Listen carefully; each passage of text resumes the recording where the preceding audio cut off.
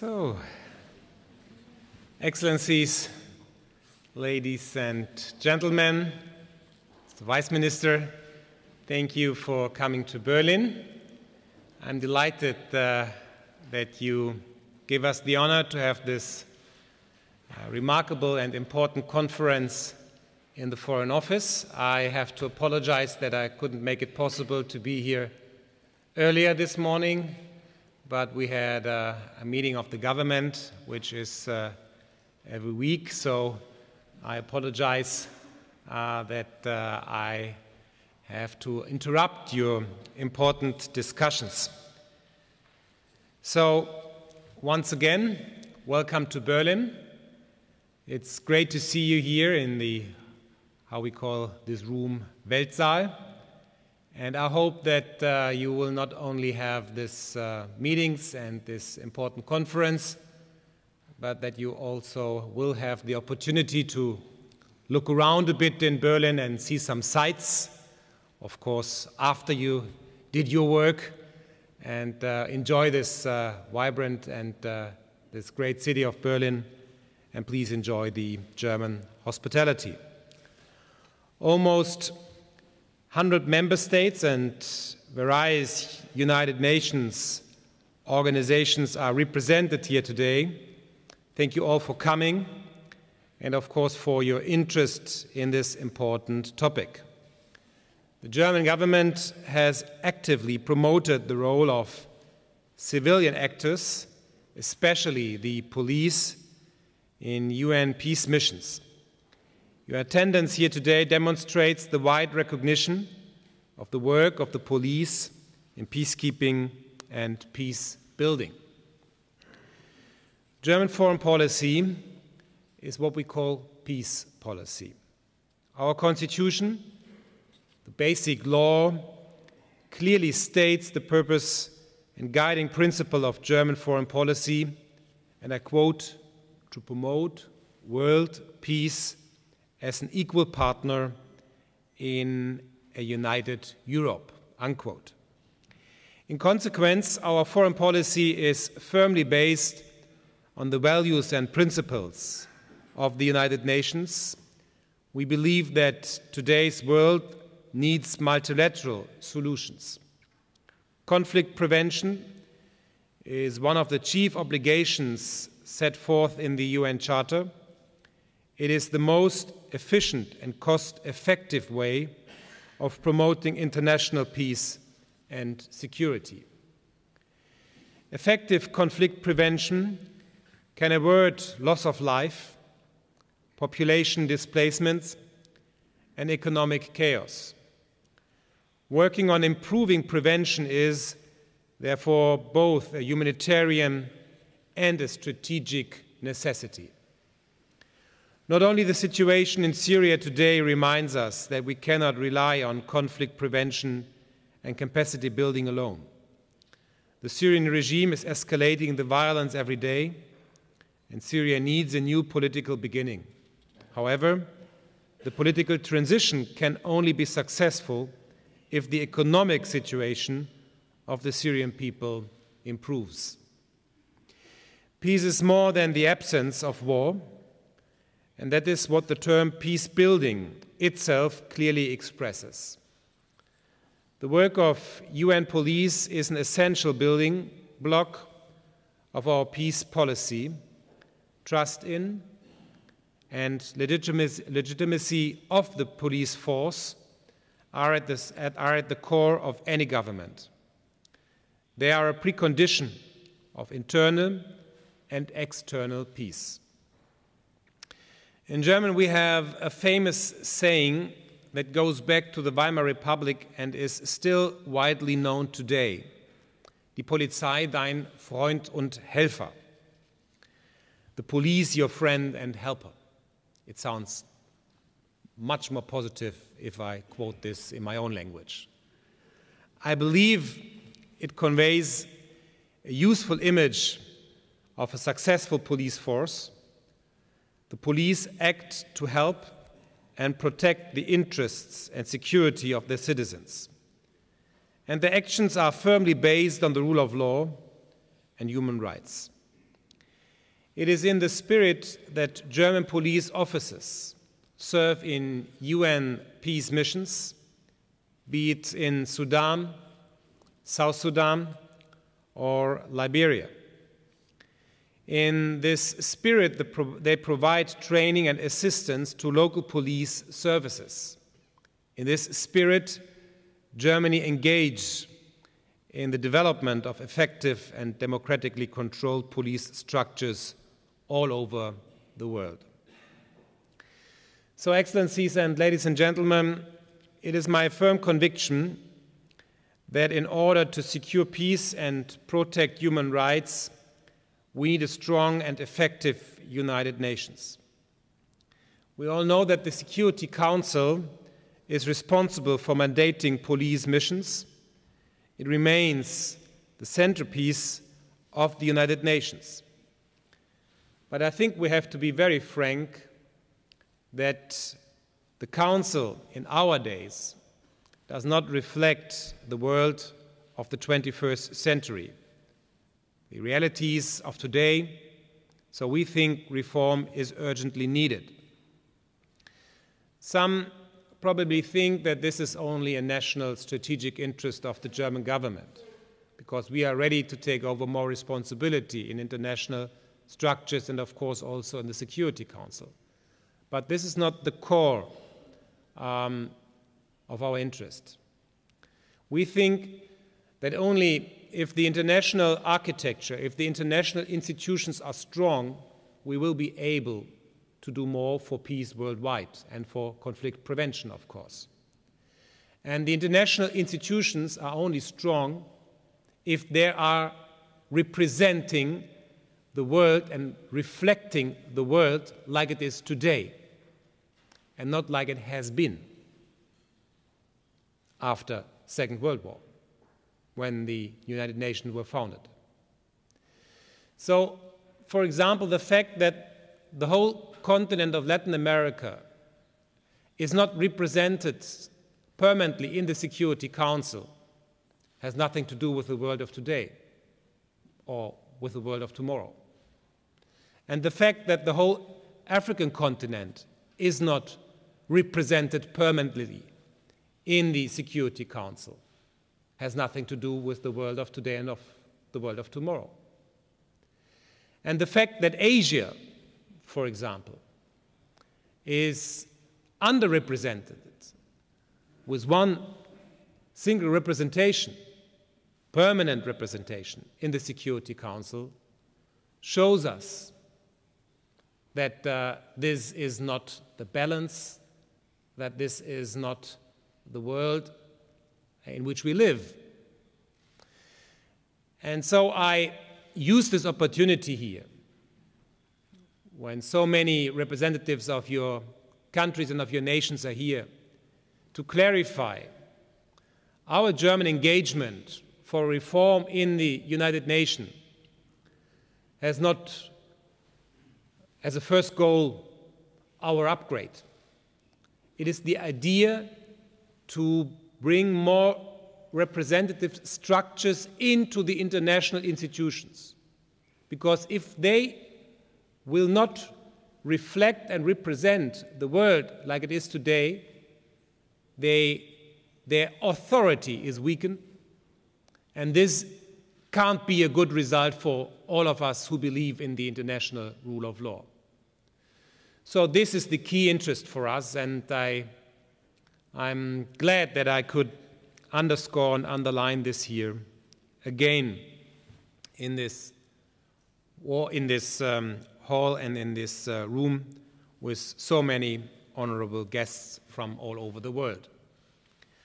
The German government is committed to providing long-term strategic support to the United Nations Police.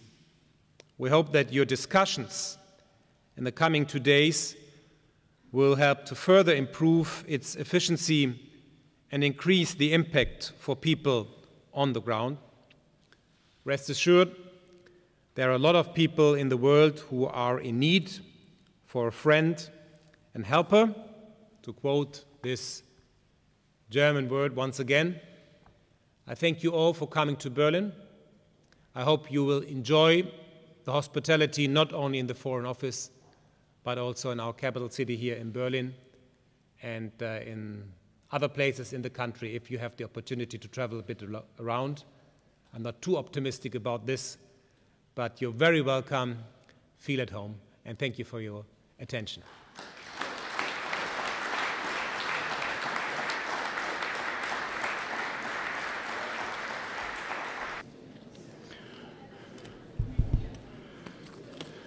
There's a say I should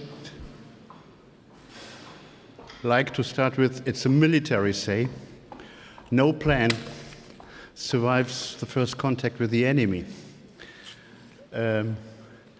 We don't talk about enemies, we talk about friends today, but the principle is the same. We have done a tremendous piece of work to get people registered, and in order to call for the next session, Session 2, International Police Peacekeeping, how is it done? I wanted to start at the end. I hope that I can give this badge to Mr. Sibuyi Lebam, the head of the Peace Support Operations Division of the Department of Peace and Security in the African Union. We know that travel was arranged, but I have at this moment in time also the pleasure. I would like to hand out this badge and to call for joining me with the other colleagues for the next round of discussions. And so therefore I also, and now I start up, I wanted to call on Anne-Marie to join me, and I wanted to call with great pleasure on Mr. Jordan Ryan, the Assistant Administrator of the United Nations Development Programme and the Director of the Bureau of Crisis Prevention and Recovery, to join us. And I wanted to call on the German word is Polizeidirektor, Colonel Rainer Kühn, who is coming from Brussels and is a member of the unit Conduct of Operations within, I mean, we all live with abbreviations. The European Union calls it CPCC, the Civilian Planning and Conduct Capability, which is a branch in the European Union External Action Service. And from there, the European Union equivalent or complement or sometimes successor of what the United Nations does with peacekeeping, and the European Union names it crisis management, is being operationally conducted.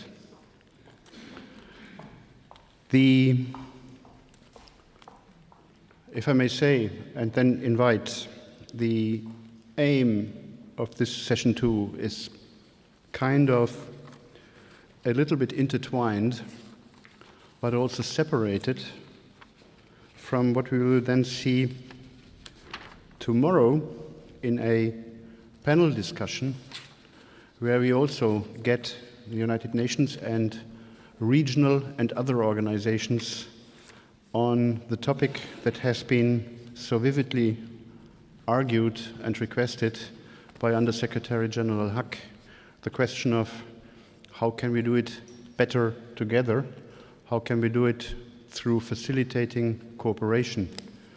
And we thought it would be useful to introduce in this issue on two levels, on an operational level and a strategic and policy-making level. Because we also want to be hands-on in understanding what are we doing when we engage in areas that are trying to recover from conflict or that are still struggling with conflict. And again, as I said, it has been my experience for so many years where we can do better if we do together, and we have to, not only because it's our resources. I find it more important to emphasize because it's better for those whom we assist. If we are coherent, effective, and efficient in the delivery of that, what we are meant to render, to the host state, as we sometimes say. Those we want to help in the biggest and truest of all respectful meaning of this word, because it's from assistance to partnership. So without further ado, I might invite Anne-Marie to start off with describing how it's been done from the perspective of the United Nations Police Division. Thank you.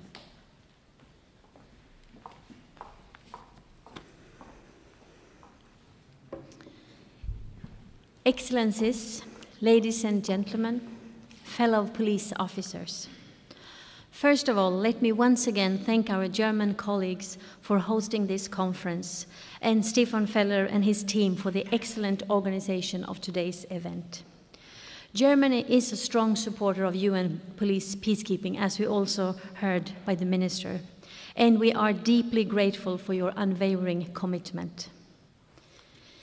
United Nations policing began shifting from monitoring to training in the early 90s. Since then, the UN police approach to building capacity of host state police services has evolved significantly and continues to do so. Capacity building and police development are now at the center of what the UN police do. In his video address, the Secretary General pointed to the exponential growth in both the number of UN police deployed and the tasks given to them. But this growth was not the result of a strategic review, nor was it a decision to take on certain roles and reject others. Instead, one thing quite simply led to another. UN police peacekeeping switched from relatively passive role to a more assertive one. It has become more than mentoring of individual host state police officers. It has grown into reforming and restructuring of whole police organizations. This conference is therefore well-timed. We can take stock of what we have done well, what challenges we face, and what support we still need from the international community. One important lesson that we have learned over the years is that capacity building has to target individuals, institutions, and the environment in which they operate. There is little point in developing the capacity and skills of individual police officers without cultivating and strengthening the institution in which they serve. Similarly, new skills and new institutions will matter little if, for example, political interference in police work persists. We started early on in Mozambique, El Salvador, Cambodia, and other missions to provide training to our host state police colleagues. Initially, training focused on basic policing skills in order to enhance their basic skills and to harmonize policing practices. Over time, training has come to include specialized areas, firearms certification, close protection, public order management, community-oriented policing, traffic management, criminal investigations, criminal intelligence analysis, and disciplinary investigations, to name a few. In many cases, we have helped host state police with vetting, selection, and recruitment processes, and with ensuring gender and minority representation. In parallel, we assisted with putting in place the material infrastructure of police services in Haiti and in Ivory Coast, including facilities and office equipment, vehicles, uniforms, and protective gear. Increasingly, we helped to re-establish police training institutions, which are often in shambles when UN police first deploy. Together with partners and donors, this has entailed construction of training facilities, such as in the Democratic Republic of the Congo. We have assisted in the development and review of basic curricula, training materials, and courses. Another task has been training host state police instructors so that they can run their own academies and centers as soon as possible. The National Police Training Academy in Liberia and our ongoing efforts in South Sudan showcase our efforts in the training field. Most recently, we have been advising host state authorities, such as in Libya and South Sudan, on developing training strategies and plans, and on setting up training and development systems beyond individual training facilities. A few other specialized areas in which we have provided substantial training assistance are worth mentioning. In Timor-Leste, Liberia, Sierra Leone, and Libya, we have assisted the host state police in enhancing their capacity and understanding of how to provide security for elections. This covers, for example, the conduct of police around polling stations, as well as coordination, risk and security assessments, and operational planning in the run-up to elections. There is also a growing demand for our training in preventing and investigating sexual and gender-based violence and in countering serious organized crime. You will hear more about these activities in Haiti later in today. Training and institution building are linked when it comes to the need to train and nurture a new generation of police leaders. We need to equip them with the capacity to conduct strategic planning and to manage and administer the police organizations, including budgets, personnel, and procurement.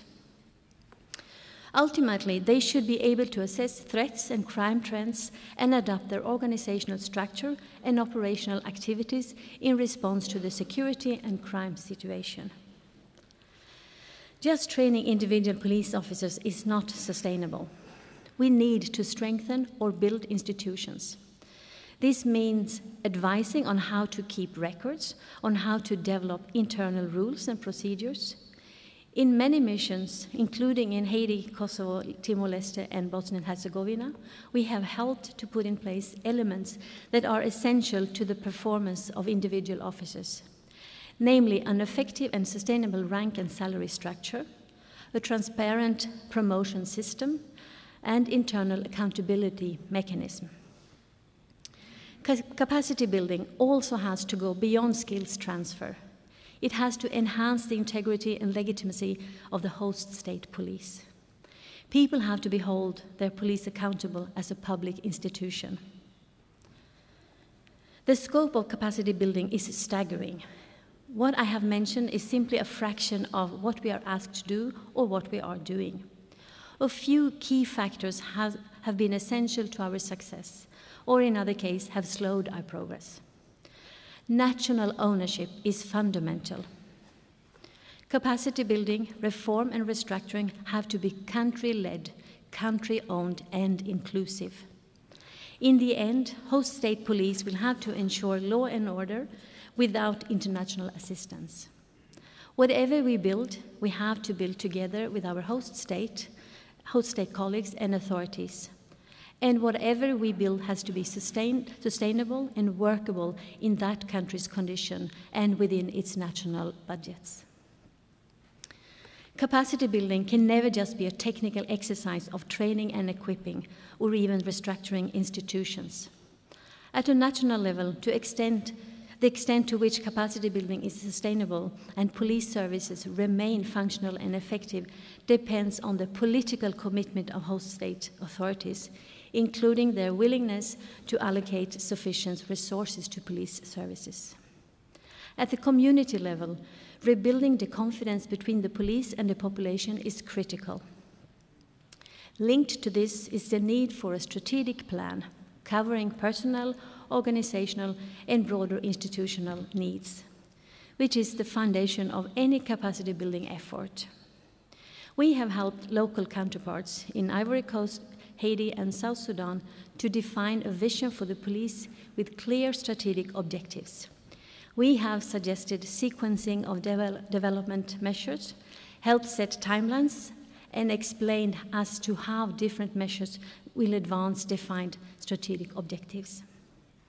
For example, from 2004 to 2007, we helped the Burundian National Police draft key documents supporting their efforts to reorganize the police service and define its functions.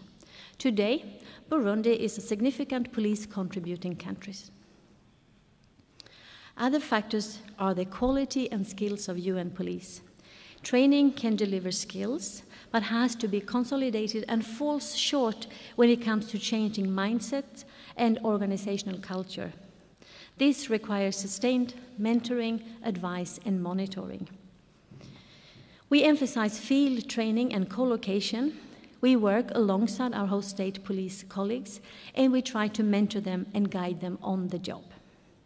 But to be effective, we need credible officers and solid expertise in those areas in which they are providing training and advice. To be frank, we sometimes lack the skill sets we need to support our local counterparts, be it management or investigations. Our activities are sometimes dictated by the expertise that we have access to rather than by the needs of the host state police. I therefore, as many have done before me, appeal to you, member states, to lend a new type of police officers to the United Nations.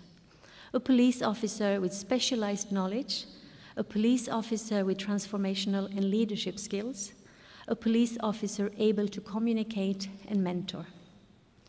I call upon member states to deploy specialized teams of police who not only meet the standards of our current individuals combined, but exceed them. For example, a team of forensic experts bringing basic equipment for the establishment of a small laboratory. By working alongside the host state police, they build up their capacity in this area. The team would stay until the capacity to use and maintain the equipment has been built. As a result, we will achieve a solution that is not only better, but also sustainable by the host state. Throughout my time as UN Police Advisor, I have been committed to professionalizing our approach to capacity building. The strategic guidance framework for international police peacekeeping will help us overcome inconsistencies and harmonize our understanding of capacity building and police development. Another critical factor for our success has been whether capacity building activities have been coupled with material and financial support. This is particularly crucial in the initial stage of the mission when host state police needs and expectations are high. The Secretary General has made clear in his report on the United Nations Police that functioning police institutions require adequate funding, funding for salaries and the maintenance of equipment, funding for the rehabilitation of infrastructure and for training activities. But following conflicts, states are often heavily reliant on external support for even the most basic expenses. Predictable international funding can make a big difference to the implementation of police reform. That's why missions must be in a position to support capacity building projects in a predictable, sustainable manner from the outset, either directly through the assessed budgets or through partnership arrangements with others. This brings me to my final point, partnerships. Reform is a generational effort. UN police can begin capacity building and prepare the ground, but cannot do this alone. We need stronger partnerships with UN agencies, funds and programs, regional organizations, bilateral donors, and other international partners, including the civil society. We need to synchronize our efforts and jointly support country-driven police reform efforts, and we have to work together from the very start to ensure long-term sustainability.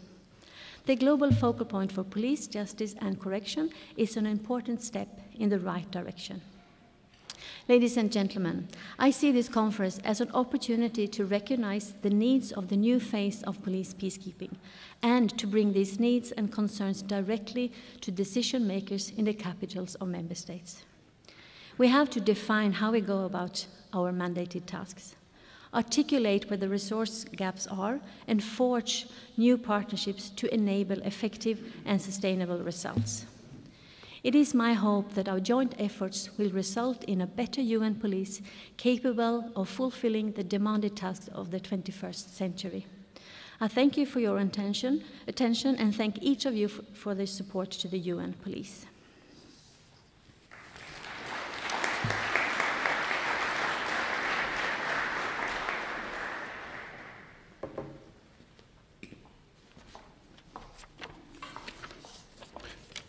When I was in Kosovo.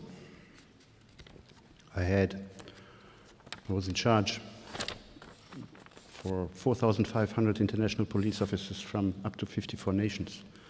But I had no money. I had the police officers, we had monitors, we had trainers, but we had to set up a Kosovo police service. So to train, to establish an institution, the Kosovo Police School. And we did that through joining forces with the OSCE and joining forces with ICITAP, the International Criminal Investigation Training and Assistance Program of the United States Department of Justice, because those training programs were setting the foundation of that, what then later on was the training of that institute. But then later on, in our way establishing an organization, in order to have us also disengaging, we had to set up a Kosovo Police Service administration. And we wouldn't have been able to do that without joining forces with organizations capable to generate funding. So we joined forces with the UNDP in establishing that. When I was in Bosnia and Herzegovina for 4 years, we had the same challenge from the European Union side. We had I'm proud of, a capable organization monitoring, mentoring, and advising on fighting organized crime and other serious crime, but we were doing institution buildings. And so we tried to join forces. In that case, it was the European Commission who had the money, and we also tried to find out how can we address the generation issue, what comes after we leave. Is it enough? Do we need to do more? So we tried to get together with other organizations. Jordan Ryan, I will be most interested in hearing your perspective on this joint endeavor. May I ask you to take the floor?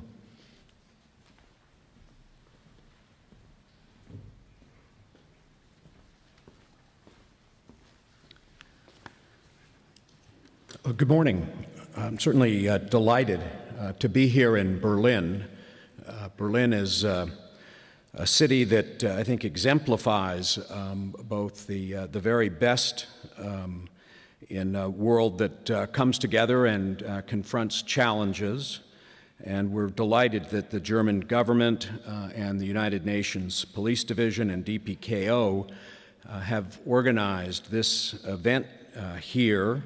And I think it's actually quite telling that we're here to both think about international peacekeeping in the 21st century, the challenges of the 21st century, as well as the opportunities that we have both as an international community to confront those challenges.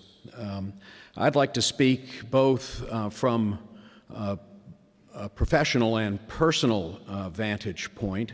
I served in Liberia as a Deputy Special Representative of the Secretary General and had the opportunity to wear both hats. They're usually in peacekeeping missions, the hat of the DSRSG, who's has one foot in the UN country team, and the other DSRSG is the rule of law. And for nearly a year, I was both DSRSGs, so I had lots of hats. I also had the opportunity in Liberia to obviously see a lot of very talented UNPOL officers and men and women, including the all-women unit. The untold story of the all-women unit is it wasn't all women. They had a few men to cook and to clean, which was probably appropriate for that. So it was not gender balanced, but they did have a couple cooks and cleaners that were there as the women did the tough work of protecting the president, interacting with the population, and really showing how work was done. The other aspect of the work in Liberia was to see Germany's strong commitment. Germany not only had German police on duty in Liberia, but Germany, through a very strong ambassador, Ilse Lindemann, contributed funding through an innovative mechanism with UNDP in support of UNMIL. So not only did it put its talent, it put its national contribution in terms of funding through it.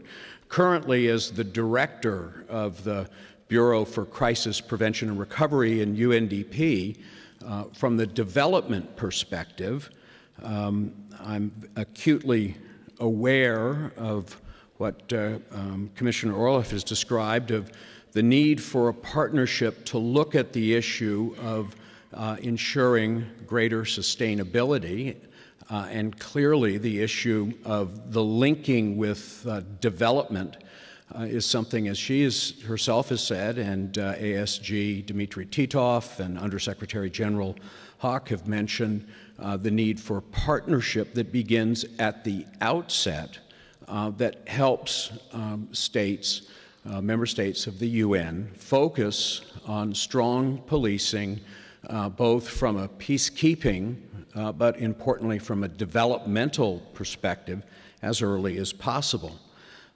The sad state of many countries, far too many countries, that could be called fragile or not yet meeting the Millennium Development Goals, where over 1.5 billion people live affected by violence or conflict or high levels of crime. Societies simply are not functioning without justice and security. And achieving justice and security in those societies will not happen without trained police who know the law, who are well equipped to do their jobs, who serve the communities and not themselves or political masters, and who understand human rights. I thought it was very interesting. Bill Dirch, in his discussion this morning, pointed to, in a sense, human rights and governance as essential, in a sense, primary elements as foundational for police to get in order for them to carry out their duties. Policing is critical for all communities, but it's especially essential where justice and security are weak, where rule of law has broken down, and where the vulnerable are most threatened. Those are the countries that are in or emerging from conflict. So the context, of course, is for people living in these countries, often it is basic security that is the most pressing concern. Focus groups, studies will often say that it is that concern. Often when you talk to people, that policeman was the one who raped my daughter, or it was the police who blocked me being able to have my grievances redressed. And yes, health and access to markets and education are high up on the demands, but security and that insurance of being able to live in peace, very, very central to making sure that citizens' relationship with state is central, and an effective national police force is often that first contact point that matters. So the National Police Force should be empowered to protect people, and as the Foreign Minister of Germany said, it is, in a sense, both that friend and that helper, friend to protect and that one who can uphold the rule of law. What we found often in post-conflict societies is the failure to dedicate resources, to have that adequate training, to have the police have the ability to reach to communities that they've never been to before. And often, certainly what I saw in Liberia, the mission had the mandate. It didn't have the resources attached to the mandate to be able to do the necessary training. And certainly the Liberian National Police at the very beginning, very, very slow start in order to even have the necessary vehicles to reach out to the population. What we've also found that victims of violence, especially or including sexual violence, have nowhere to turn to hold attackers to account. Farmers and small business owners have no recourse. And when oversight is inadequate or blind eyes are turned to corruption or abuse, sometimes police can become instruments of oppression, and that climate of impunity breeds discontent. And some would point to the very beginnings of Arab Spring, where a young man set himself on fire to protest continued harassment that he felt was directed at him from corrupt authorities.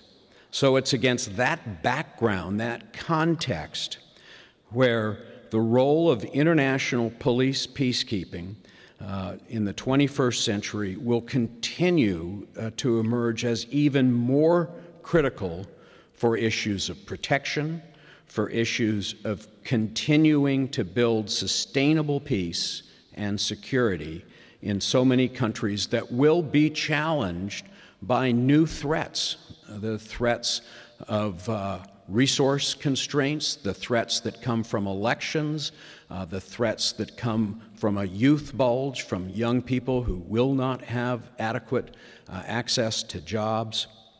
The approach that we in the UN believe is one that both builds capacity and builds integrity. Both capacity and integrity are essential for the stability needed for countries themselves to recover from conflict and to prevent resurgence in the cycles of violence. But we've learned from that recent report of the World Bank, which we were finally glad echoes much of the work that the UN has done, that this is not done overnight. The type of capacity that's needed, the bank says, takes a generation. It takes hard, long work. In post-conflict countries, it requires, as the Commissioner Oro said, requires more than a sole focus on technical training. It needs systems built up, systems of oversight and management. And yes, to once again echo the foreign minister, that restoration of trust between that young woman, that young man in a village, that community, and the police, absolutely paramount. It's a profound shift in institutional culture. The question is, how can the international community best assist the process? Well, from UNDP, we have a range of experience, and I'll share some examples where, through a global program of strengthening rule of law in crisis-affected and fragile situations in over 30 countries, some of them mission countries where we work very closely with DPKO or DPA, some non-mission countries. We have some work that works and some experience where we learn to do better. But for example, in Liberia, with the mission, we were able to establish a Justice and Security Trust Fund. That trust fund, that one mechanism, allows donors to channel resources. The government is in the driver's seat. The Liberian Minister of Justice chairs the steering committee. She's joined by the Inspector General of the Liberian National Police to ensure greater national ownership. But UNPOL's represented in the forum. It works with UNDP to train the fledgling police, which in advance of the election last year, able to deploy many more nationals in a police support unit that worked well, though not perfectly, to have elections that were held. That trust fund can use money for highest priorities to direct it. Likewise, in Afghanistan, UNDP manages a law and order trust fund. Sierra Leone, again, targeted assistance can go to family support units that better manage cases of sexual and gender-based violence.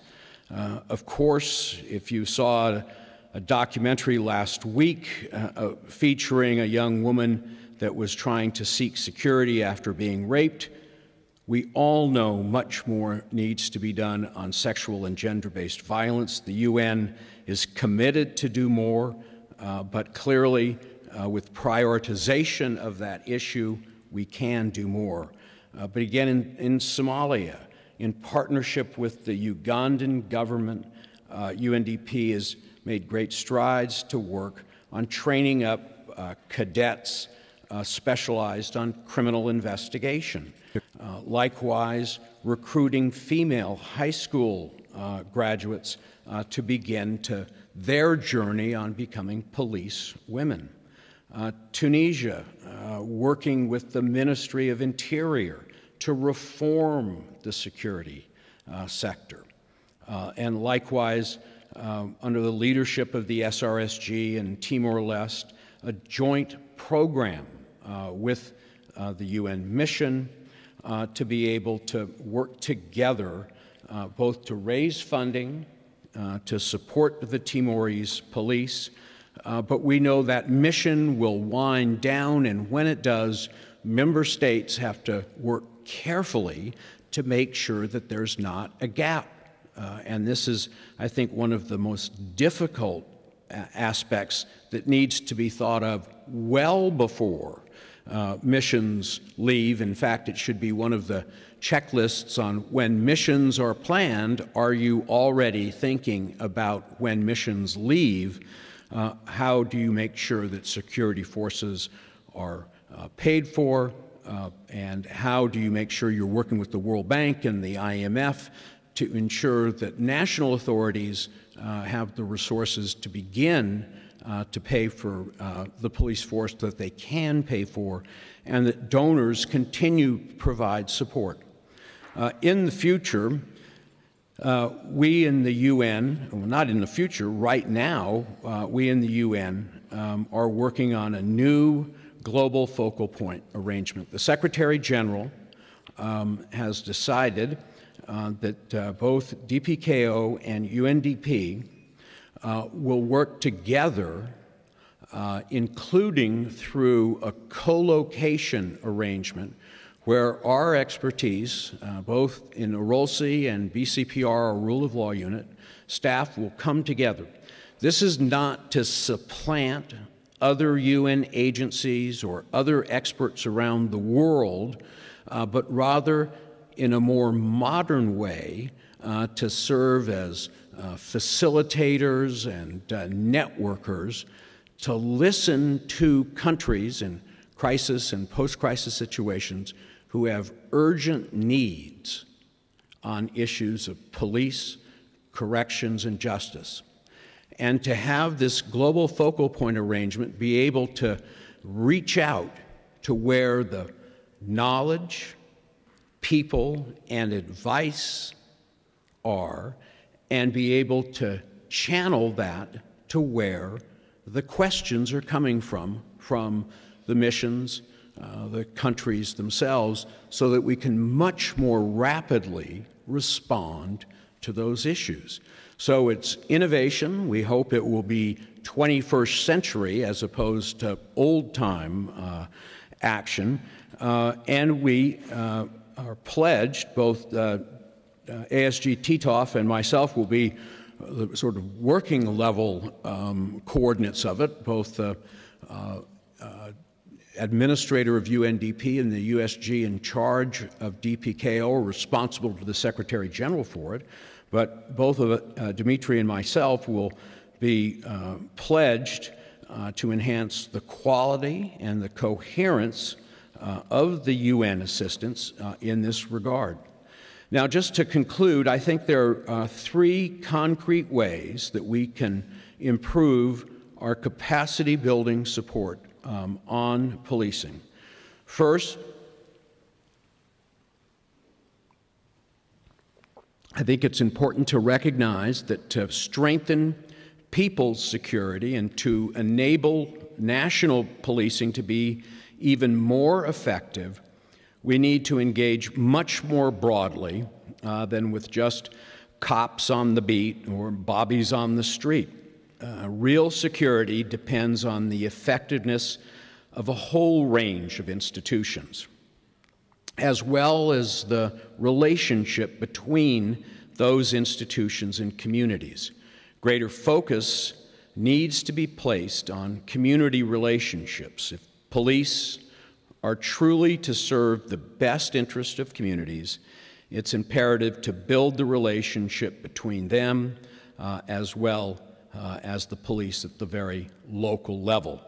This means engaging local government, informal community structures, women's groups, youth groups, reaching out to those that typically are not involved with the police, and situating police reform programs within a broader approach to citizen security. I think the innovation that's underway with the West African Security Initiative can be linked to and learn from much of the work that UNDP has supported in Central America with much of the citizen security work, where we've been able to successfully, in certain communities, reduce the murder rate by using very new aspects of involving citizens to make sure neighborhood by neighborhood, the thugs, the drug traffickers, the armed traffickers are identified, and those police that are cooperating them are exposed, and in a sense having a much more aggressive approach to management of those issues. Second point, more focus needs to be placed on policy and management issues relating to police. We've come a long way over the past 2 decades, and we know that assistance has to be much more deeper than police training. But for complex reforms to take hold, and this is a lesson that those of us in development know well, it has to be firmly embedded in institutional structures, and you need to work across institutions. That's why we're delighted this conference, for example, has your Ministry of Interior, your Ministry of Foreign Affairs working together. And for the sustainability of reforms, obviously you need to have various ministries, various oversight bodies working together. You need to build up incentives, increase safeguards to make it in the professional interest of effective police officers to work on the ground.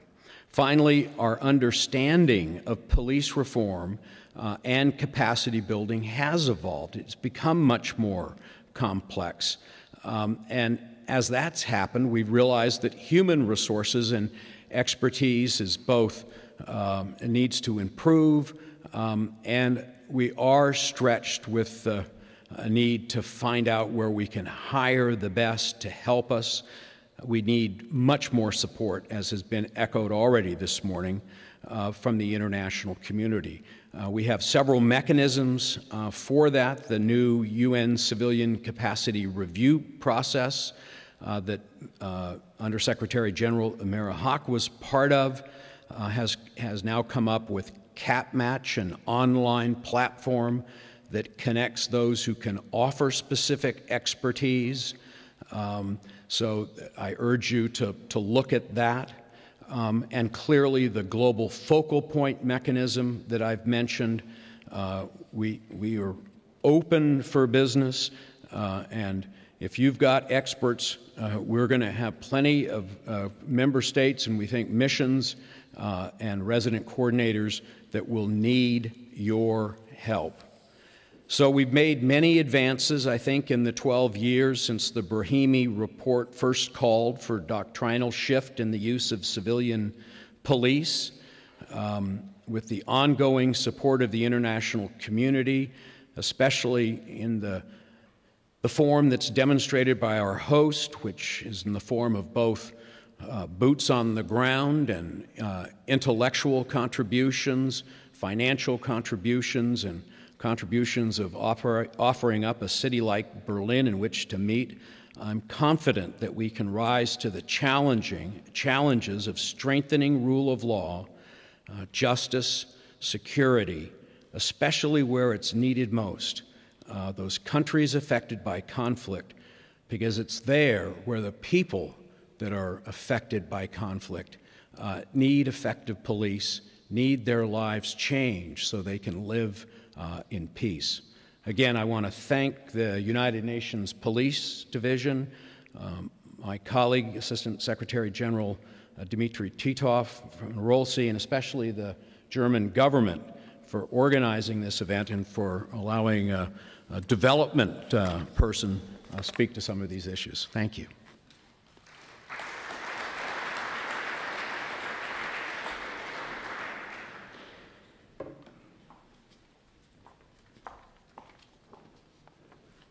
Thanks, Jordan. And I can now quote with impunity.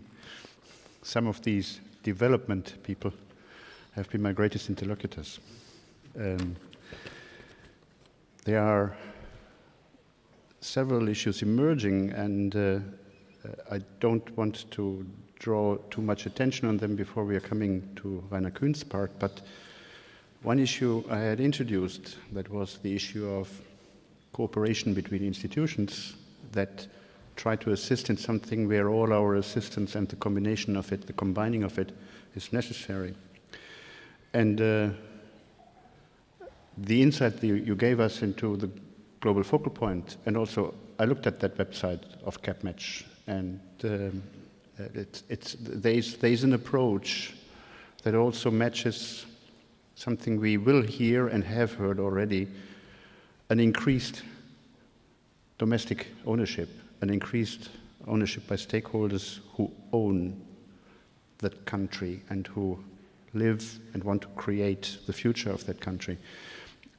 So in a situation where this partnership is possible, there is a lot of there's a lot of potential in it. Just for future discussions, I wanted, whilst I was listening to you, address one other point which might lead into that this partnership has possibly technical dimensions of cooperation between organizations, and with regard to one joint activity in one, as we name it, theater of operations, there's a political aspect. I want to go back far enough so that nobody takes offenses, because it's related to 2005. The situation has much developed. So what I found at that time in Darfur is certainly not the situation today, but it was a situation where I found the African Union police, before the hybrid mission UNAMID was established, and the European Union was assisting with a few senior police officers in their chain of command.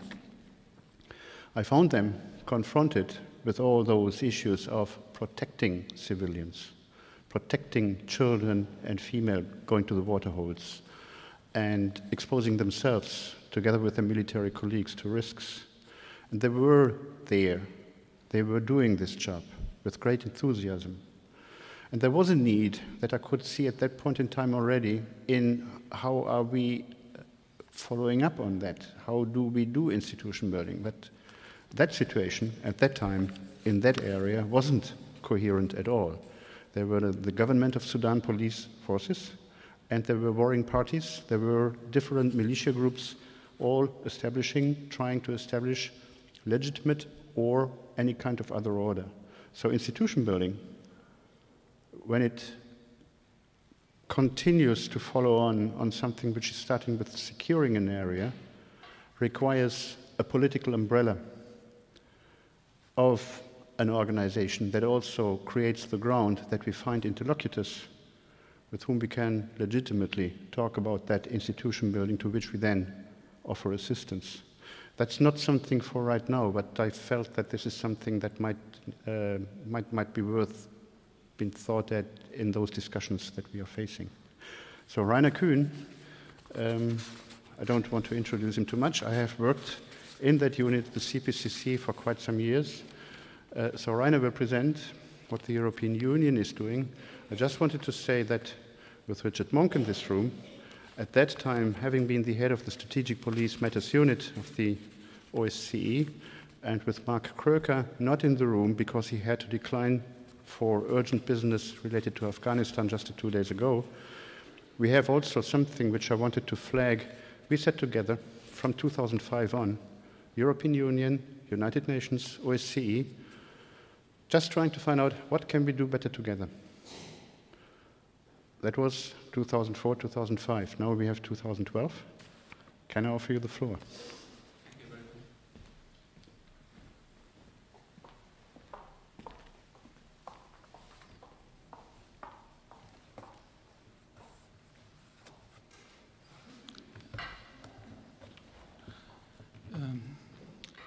Okay. Good morning, Excellencies, ladies and gentlemen, dear colleagues. Let me briefly introduce myself. My name is Rainer Kühn. I'm a senior police officer from North Rhine-Westphalia, Germany. In 1999, I had the first opportunity to serve within the United Nations in Bosnia-Herzegovina, responsible for the academies in Banja Luka and Sarajevo.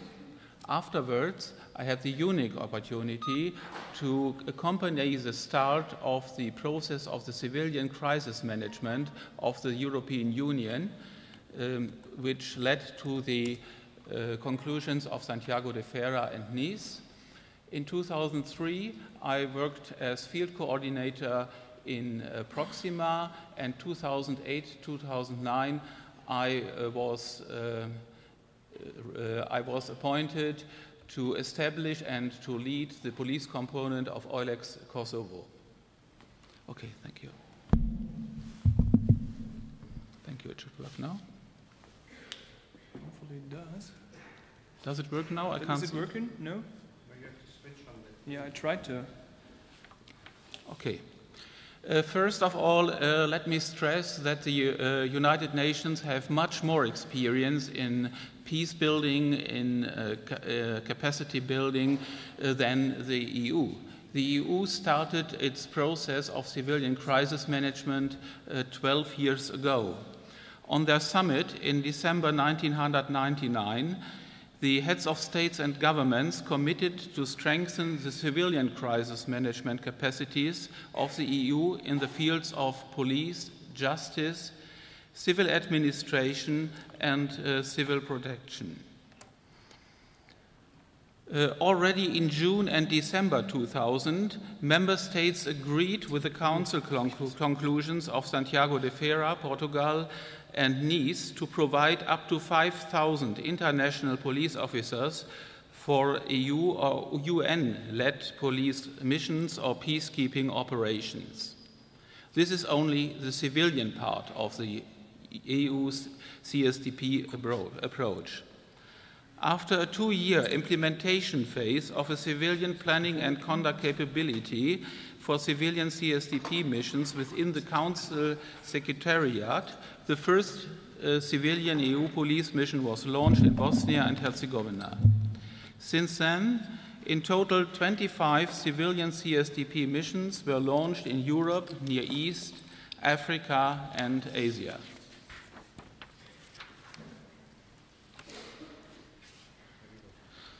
Sorry, I prepared some slides, but we have some difficulties, technical difficulties. Okay.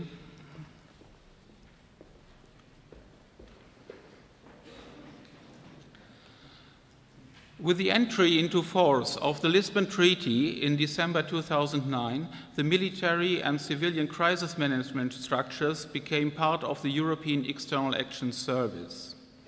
The EU crisis management structures are built up by three components. You can see it on the right hand, in the right corner of the European External Action Service slide. The EU military staff with some 200 EU member states military officers, the Crisis Management Planning Directorate, CMPD, with 103 staff, and the Civilian Planning and Conduct Capability, CPCC. These are approximately 65 members of the civilian CPCC component, which is dealing currently with 10 running civilian CSDP missions. So if you see the whole body of the EEAS with, at the end, approximately 8,000 employees, the crisis management structures are very lean and have also a very close relationship to the High Representative. The directors of CMPD, CPCC, and EOMC are directly reporting to the HR High Representative or Vice President, who reports then to the political bodies. CSDP is very much in the hands of the member states of the European Union. On the civilian side of the CSDP engagement, the Crisis Management Planning Directorate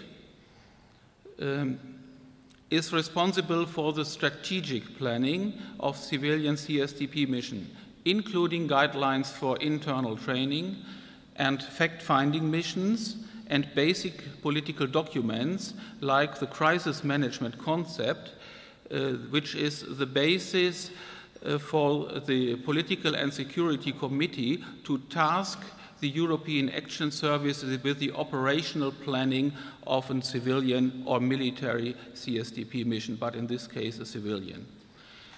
CPPC, the Civilian Planning and Conduct Capability, is the standing operational headquarters headed by the Civilian Operations Commander. He reports, as mentioned, through the HR and Vice President of the Commission to the Political and Security Committee of the Council. To explain the wide range of EU police engagement, CSDP engagement, I want to focus on three different types of civilian CSDP missions which were launched since 2008. First of all, EUMM Georgia. EUMM Georgia is a traditional monitoring mission, unarmed, without any executive functions, and without strengthening approach toward the host country's authorities. With an authorized strength of 284 international police officers, military officers, and civilians, the mission is monitoring the implementation of the ceasefire agreements of 12 August and 8 September 2008, brokered by the EU following the August 2008 armed conflict between Russia and Georgia. The mandated tasks are first, stabilization, by monitoring and analyzing the situation pertaining to the stabilization process, focusing on full compliance with the mentioned agreements along the administrative boundary line to Abkhazia and South Ossetia. Normalization by monitoring and analyzing the situation with regard to governance, rule of law, security, public order, as well as infrastructure and the return of internally displaced persons and refugees. Confidence building by contributing to the reduction of tensions through liaison and facilitation of contacts between parties and other confidence building measures.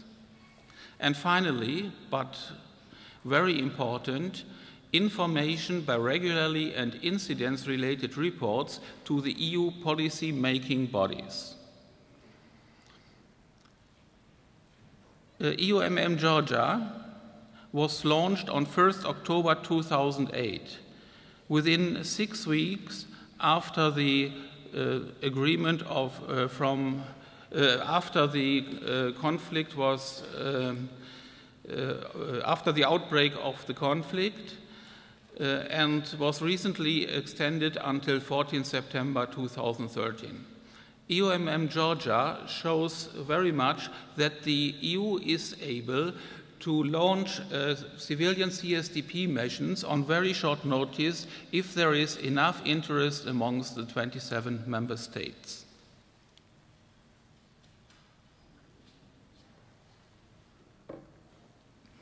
The second mission I want to mention here is EULEX Kosovo. I want to mention it because EULEX Kosovo is a rule of law mission, which is not only the largest CSDP mission ever launched, it's also the only CSDP mission with executive power in specific areas of competence and also with correctional power. The mission had, when it was launched in 2008, an initial authorized strength of 1,950 internationals and 1,200 locally contracted staff. EULEX Kosovo mandate is to monitor, mentor and advise with regard to police, justice and customs. EULEX Kosovo was and is very much focusing on the strategic level, starting from the Ministry of Justice, Ministry of the Interior, Ministry of Finance, through the level of the Supreme Court, on the justice side, through the level of the headquarters of Kosovo Police, down to the regional level.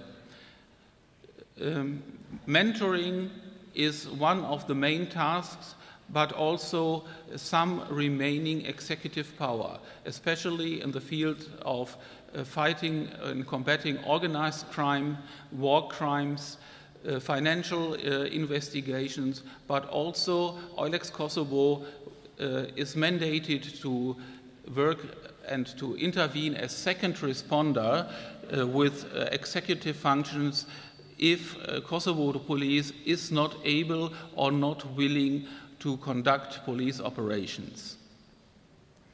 4 years after the mission's establishment, the organizational structure was significantly changed, hand in hand with the reduction of the authorized strength to 1,200 internationals. The mandate was extended until 14th of June 2016. Thirdly, I want to talk about our latest baby. It's EUAFSEC South Sudan. EUAFSEC South Sudan was launched as a strengthening mission in the newborn state of South Sudan and shall focus on the establishment of acceptable airport security measures according to ICAO standards. As South Sudan is a landlocked country, the acceptance of international airport of Juba by international air carrier companies is for the economic development of the country essential. After the Council decision, the mission was launched on 18th June 2012 with a mandate until 17th January 2014. This is a mission which starts also with a defined end date. Member states are willing to accomplish the aims and objectives of the mission within 19 months. It's a very ambitious plan to do so because the buildings at Juba Airport are not finalized so far. Even a fence is not around the airport area. So funding will be essential also to accomplish the mission targets. The mission itself doesn't have the money for founding, for providing national authorities with equipment, but therefore we are willing to use the EU comprehensive approach. The three examples show that the broad CSDP engagement in stabilization and peacekeeping is forthcoming. As of 31st August 2012, in total 1,980 international staff and 1,354 locally contracted employees were serving within 10 civilian CSDP missions. The figures will arise with future deployment of the new missions EU AFSEC South Sudan, EUCAP Nestor, and EUCAP Sahel Niger. 12 years of experience within civilian CSDP missions mean also that we had to take lessons, that we had to identify lessons, that we had to analyze the findings, and that we had to come to conclusions.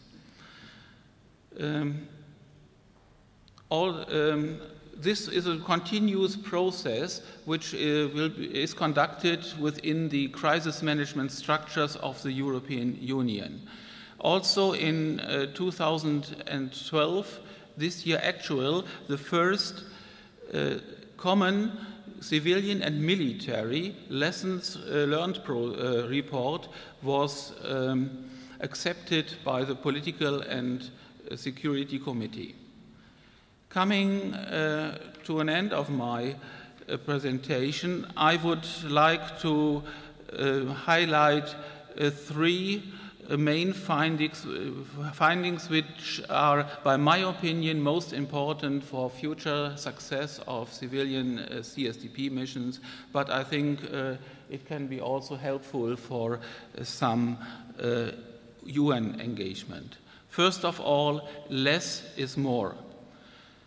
Firstly, the ambitions of the mandate of a police mission must be achievable. Police cannot solve political problems. For example, when we are talking about EUMM Georgia, the mission is still not able to conduct patrols in Abkhazia or South Ossetia. This issue, the access to these areas, cannot be forced by the mission itself. It needs political support. Also, when we are talking about Kosovo, the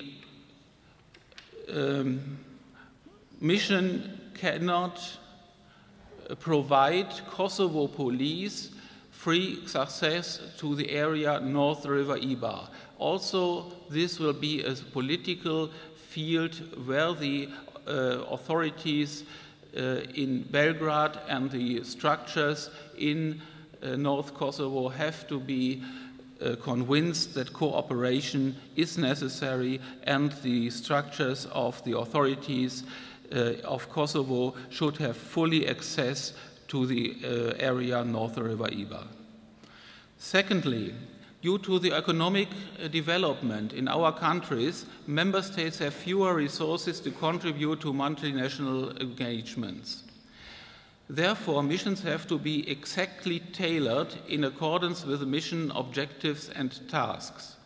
The Political and Security Committee of the Council recently agreed to guidelines for the structure of civilian CSDP missions and the implementation of a benchmarking in ongoing and planned civilian CSDP missions.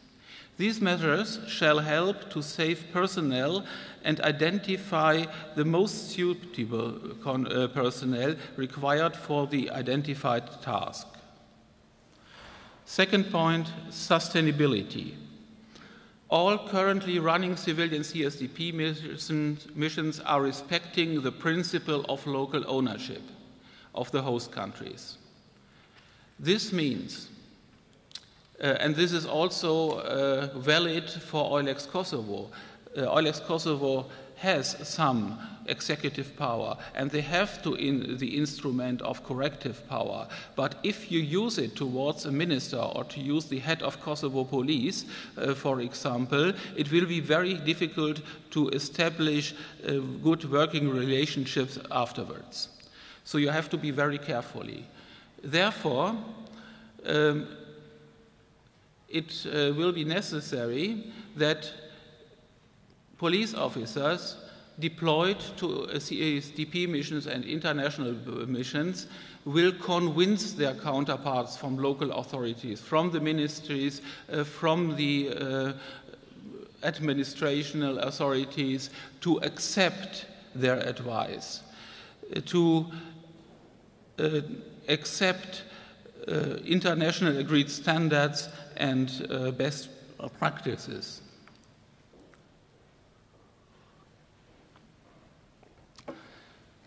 Therefore, the policewomen and policemen deployed in the field have to have a professional background and experience.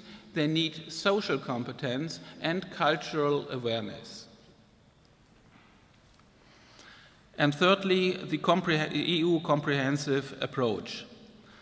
The entry into force of the Lisbon Treaty catalyzes the cooperation of the EU institutions. Already in the planning phase of new CSDP missions, a close cooperation between the EEAS, the European Commission with its instruments for stability, its Directorate for Development, and its Directorate for Humanitarian Aid is essential. Representatives of these organizations have to be closer integrated in already done fact-finding processes. The EU is still the biggest donor worldwide. When the mission is established in theater, the cooperation amongst the EU institutions has to be continued. The mission, the Union delegation in the host country, and where appointed, the EUSR can look for and identify opportunities for midterm and long-term EU engagements. This will facilitate the process from capacity building to institutional building or the institutional developments. Thank you very much for your attention.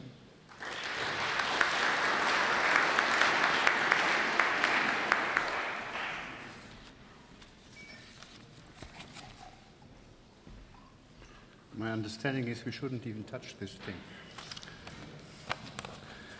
I do it for the last time. Yeah. Thank you very much, Rainer, for a presentation of what the European Union is doing. And thanks. I know you're hungry. That's not a bad thing because it's activating the brain.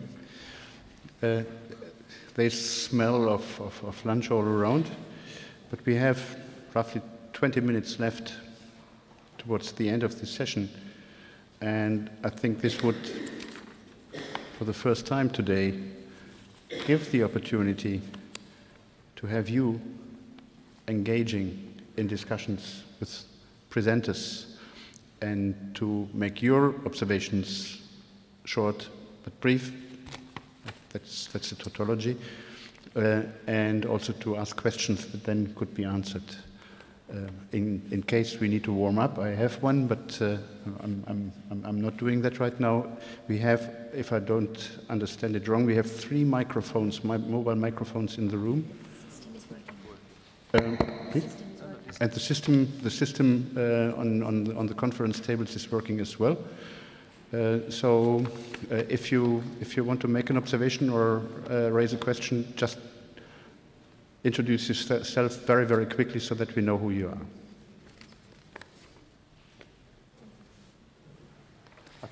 Thank you. I'm Colonel Menetti, Italian Carabinieri.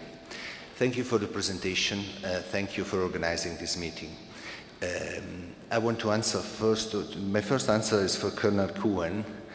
as he knows probably, we are present as Carabinieri in all missions of European Union, and we were in the past in the other one, excluded South Sudan, which is technical mission we cannot apply, so we are really present. But the main problem we face with Europe, as you probably know, is the difficulty that you should try to modify in applying the call for contribution, because they all normally arrive just 3 days before they expire, and they normally are always late and not clear in what they want and what we want to reach in them. So I think to make these missions more effective and to consent to nations to participate clearly and to substitute personnel easily, it will be better to organize it the other way. I make you an example. We are present, of course, in all NATO missions as well, because Carabinieri, as everybody knows, are a gendarmerie force, so we are military, so we are present in all, military police, so we are present in all missions of NATO. We just substitute the person that we put in the mission at the beginning, and we keep this position and continue in providing personnel. So it's easier for us to train personnel, and it's easy for us to respond to the international problem. And I thank you not only for this, I thank you even for another thing, because you are the first person today to speak about money. We are all short of money. All nations are short of money in this moment. And I think that in this moment, because all the persons sitting here, I mean on the other side of the river, need to go to their bosses every single week or every single month and ask to provide personnel and to send personnel abroad for mission of the United Nations or of European Union or for other missions. And in this moment, we need to be extremely effective in the result. So it bring us all in a position to be clear in what we want and to be effective in what we do. Thank you. Thank you very much. Thank you very much, Massimo. And I know that you will extend my warm regards to Enzo Coppola, who was not able to come to this conference today. I suggest we collect observations and questions. I see Andrew Hughes over there, but I see you over there. So I think you were first. And Andrew, would you be so patient? Can you just take the microphone or activate it? Thank you very much. I'm Lieutenant General Maula from South Africa. Mine is more of observation and maybe trying to link it with the first presentation which we have received this morning. And mostly it was talking about the impacts of the mission. What I would also like to share with the House is that there is one area which we don't normally take into consideration. Personal circumstances impact of individual police officers whom we are deploying out there. I know that it will be a challenge for the UN to consider or maybe develop a capacity to look at the impact of the circumstances which our members are exposed to when they come back to their countries of origin. At times, you need to develop a means and way to reintegrate those members back to their families to start with, because some of them, they spend more than 6 to 12 months away from home. How do we reintegrate them to their families? How do we reintegrate them to the societies which they were serving? You'll find that they are spending time in the deep rural environment, and they must come back to the urban environment to come and serve the community there. It's one area which I feel that we are neglecting. 2, the issues which are also impacting on the rotation and handing over process is that some of the host countries, you find it difficult to obtain the visas for the contingencies which we are deploying.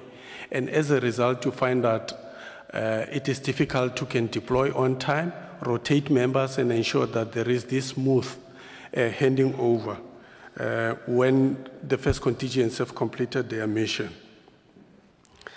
Lastly, something which I want to talk about is the monitoring and evaluation capacity, which we need to develop to ensure that we monitor the long-term impact in the country where we have deployed. Because there are so many things which may happen. You find that you have deployed, you have transferred skills, you have built capacity in that particular country. But take into consideration the natural attrition. People die, people retire, and so forth. So there is a new recruitment of the new crop. Do we go back and check whether those who are remaining behind, they transfer skills to the newly recruited officers in that particular country? It will be difficult, but it's something which we need to consider, that we develop a monitoring and evaluation capacity to can go back to those countries where we have deployed to check whether the standards we have set, it is still there, is still continuing. Because currently what is happening in the world is that more countries are now experiencing conflict than ever before. Those countries which previously it was stable, today they are unstable. So we will sit with this kind of a challenge. Thank you. Thank you. Thank you very much. I think that there are a number of very important topics in it. Can I ask Andrew Hughes to take the floor? Yeah, first of all, thank you to each of the presenters for the very comprehensive briefing you've given the conference. I'm Andrew Hughes, the former UN Police Advisor. I have a question for Commissioner Orla, but first, if I may extend to you, Anne-Marie, congratulations for the work you have done over the last 4 years in professionalising the UN Police, in carving a niche out, an entity now, rather than just being, not that long ago, CivPol, civilian peace, a part of the military construct of peacekeeping. And in particular, the work you have done personally in championing the cause of women in policing, especially women in international policing. The question, though, and let me preface the question with the recognition that any new policy initiative, proposal or suggestion, it's always about the timing, and the timing is wrong for this for all the reasons that the Colonel outlined from Carabinieri earlier with the global economic situation. But with the 14,500 plus UN police that there are currently deployed, there is only a very small number are actually professional posts. The overwhelming majority are seconded police officers. My question is that in better economic times, do you believe that there is a case to be made for a larger core of professional police in the UN policing system, both at headquarters and in the field, and if necessary, sacrificing some of the seconded positions, which may meet resistance from member states, but sacrificing some of the seconded positions to at least offset some of the costs involved with a larger core to become more efficient and effective in doing the highly technical components such as capacity development? Thank you. Thank you, and I suggest so that there's one more question, and then I would at this moment suggest that after that we give opportunity to the presenters to give answers. The colleague from Liberia would like to speak. Thank you very much. I'd like to join my colleagues in extending a word of thanks to the German government as well as the United Nations for organizing this forum and for hosting us. It's been quite informative as we listen to Anne-Marie, Jordan, as well as the Colonel sharing their own experiences in the field. One of the questions that come to mind is, how can we make the work of the UN successful in post-conflict environment? And I raise this question against the backdrop of experiences that we've encountered in our own post-conflict period with policing. Because when you listen to some of the reports, it sounds like success has come into these places. But then again, if you look at some of the little examples that really challenge policing, particularly in my home country, Liberia, it leaves a lot of questions unanswered. Specifically, we've had a situation in less than 18 months. Two critical situations we had in there. One was a student riot. The second one had to do with some commotion that built up during the period of election. Both incidents were investigated. And in both incidents, the report concluded that the fault was on the part of the police officers. So the question that arises is, how effective is the training? Are we achieving some success there? And another thing that I wanted to also draw attention to was, let's look at the police budget. So I listened to the speakers. They talked about ownership, which was a great one. They talked about resources to capacitate the police forces so that they can achieve reasonable results. But then again, when you look at the national budget of post-conflict countries, and you juxtapose that against the mirage of challenges that they have to deal with, a very minimum goes to it. What is the response from the international community if we must achieve reasonable peace? But of course, you know, we are all aware of the world economic crisis, the effect that it has had on countries meeting their obligations, their commitments to post-conflict countries.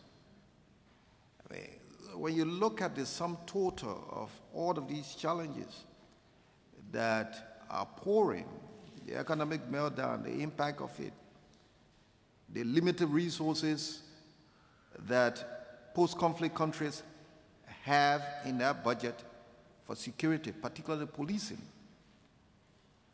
the reality calls attention to the fact that the world body needs to do more.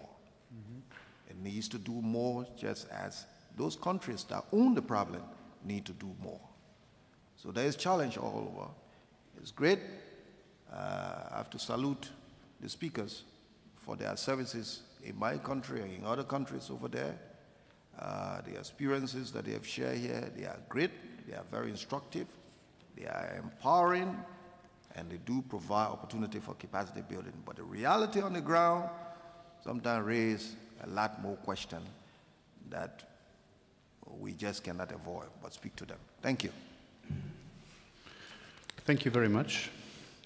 In light of the time we have, directly, I suggest Anne-Marie, if you want to start to respond. Yes. Yes, there was a lot of very good questions, and I'll try to be short on all of them.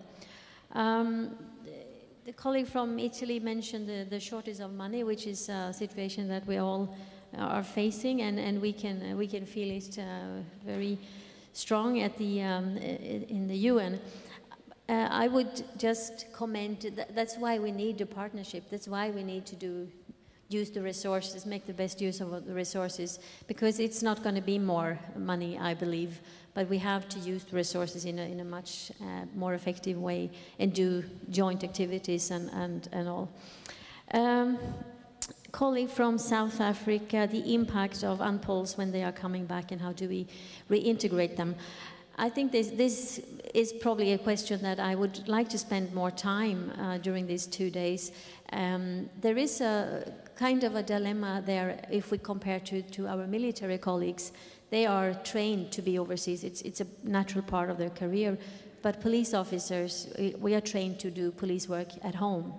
And it's not easy to go overseas and then when you come back. And many member states, I would say most of them are surprised when you're coming back and say, oops, you're coming back, what do we do with you? It's not always recognized that you have actually not been on holiday. Well, some might have, but most of police officers going overseas are actually doing a lot of good work. I think it was one of the issues that we're discussing sometimes when it comes to foreign police units, but it might be valid also for individual officers. And what I think it's important when you are away is that you keep in touch with your home service. You should take your leaves and go home and make sure you're not forgotten and be part, and try to force yourself into presentation and explain, show, tell what you have been doing. I think that's one way, but I think this question would need a little bit more of time to elaborate more. Rotating and handover, it is a problem as we are rotating, and especially as we are, say, to build trust with the communities. It's not done in a couple of months, you need more time. That is a challenge that we have to make that a little bit more smooth. Visa comes into it for some missions, and that's a big challenge. Evaluation capacity, yes, we do have. You have, of course, the UN have this capacity as a whole, but in my office now we have an audit function, and we are looking into the evaluation of each mission and make sure, so they are following up the impact and what we are doing. It comes back also to pre-deployment training, where we have tried to set up a curriculum, a standard for what we want member states to have trained the police officers before they go overseas. It comes back also to the strategic guidance framework, which we will hear more about when Andrew Carpenter speaks later this afternoon, and also the importance of having as much harmonized and in definition of international policing, what it does mean. Then Andrew, thank you very much for your kind words. I think to answer your question, I think it's yes. I think a more professional post is a little bit more attractive to try to get the skills that we are looking after. And we have tried this in Timor-Leste and in Liberia. We actually were able to get 19 professional positions to try to target those key areas where we really needed good expertise.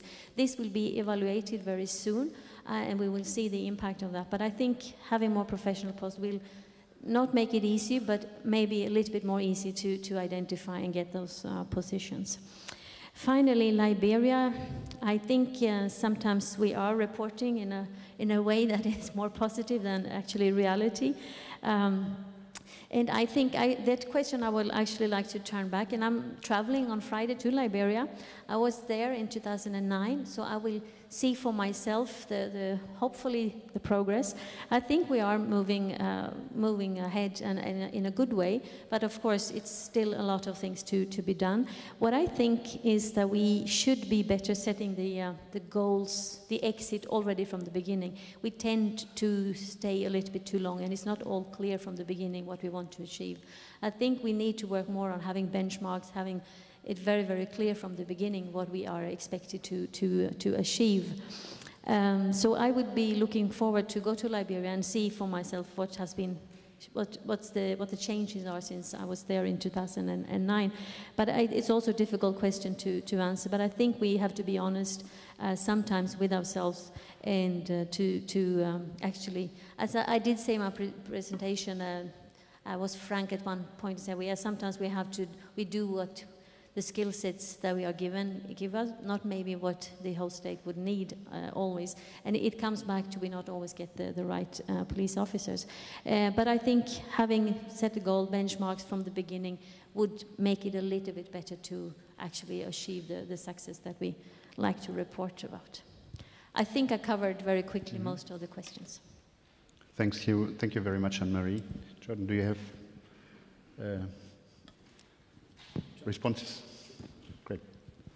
Well, just a couple of reflections probably on the Liberia example. I think how do you make it more successful? One is, I think we recognize that it's a bumpy road, and that there are going to be, times when you're not successful. There are going to be times when there are going to be,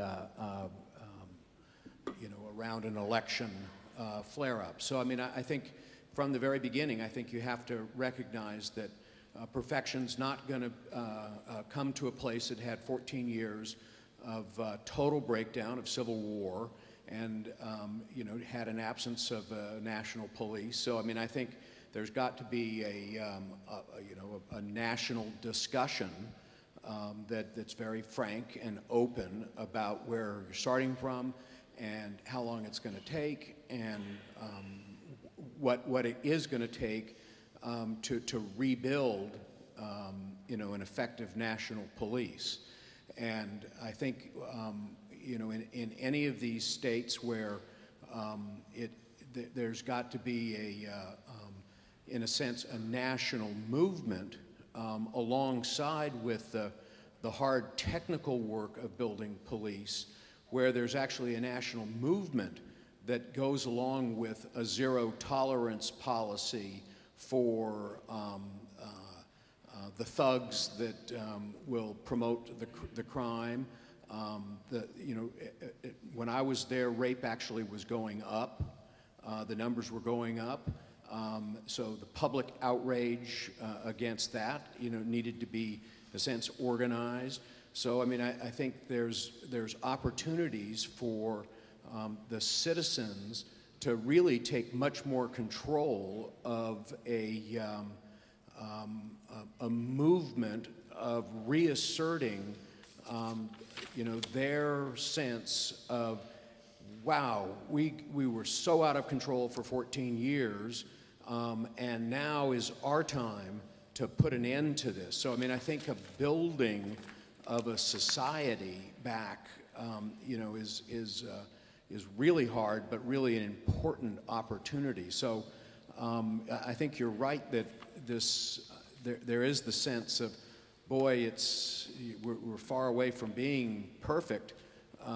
But I'd also look at the opportunities of how is a broader movement built of you know, seizing on use of the church, use of youth movements, youth of organizations that move beyond, you know, the president or the normal politicians in Liberia, because there are plenty of them, to broaden out you know, a sense that this is a changed time as well. And I do think that there's, you know, particularly in places in DRC, we've seen, you know, sort of public movements of women in particular that have sort of, you know, sort of seized this sense of that we're done with this nonsense. And that's quite powerful to join in with a professionalization of the police, a sense that, you know, the impunity that's of the day is days past.